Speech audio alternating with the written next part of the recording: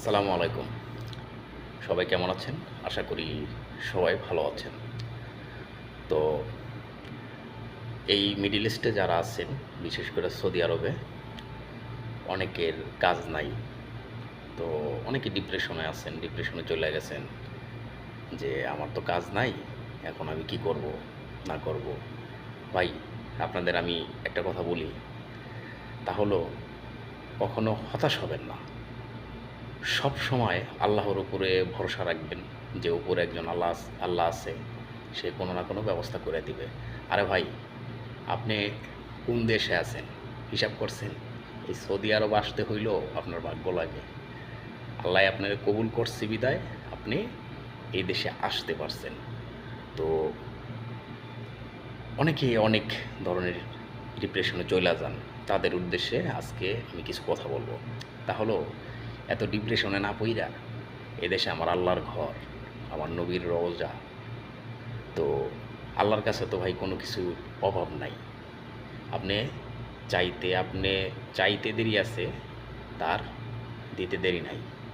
তো আপনি চাওয়ার মতো চান, আপনি সৌদি আরবের যে কোনো জায়গায় থাকেন ভাই, আপনি সোজা মক্কায় চলে যান, গিয়ে কাবা শরীফে গিয়ে আল্লাহর কাছে দোয়া করেন, আল্লাহ আমার তো কাজ নাই, কর্ম নাই, আমি বেকার, হ্যাঁ, আমার একটা কাজ মিলাই দাও।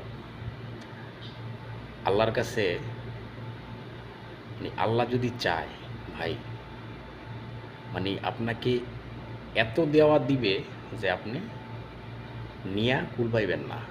আল্লাহর কাছে সব সম্ভব, আল্লাহ চাইলে সব দিতে পারে ভাই। আপনি একবার ট্রাই করে দেখেন।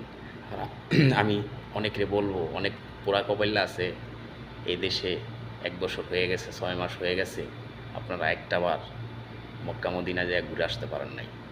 হ্যাঁ, আপনারা দয়া কইরা ডিপ্রেশনে না পইরা, হ্যাঁ, একটু মক্কা মদিনায় ঘুরে আসেন, আল্লাহর কাছে দোয়া করেন, হ্যাঁ, আল্লাহর কাছে ভিক্ষা চান যে আল্লাহ আমি 4 লাখ 5 লাখ টাকা দিয়ে আসছি এই দেশে, আল্লাহ আমার তো কাজ নাই, কর্ম নাই, আল্লাহ এটা তোমার নবীর দেশ, তার উসিলায় তুমি আমার একটা কাজ মিলাই দাও।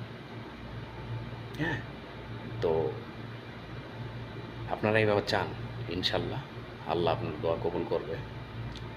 তো যাই হোক ভাই, অনেক কথা বললাম, ধন্যবাদ, ভালো থাকবেন আর আমার জন্য দোয়া করবেন।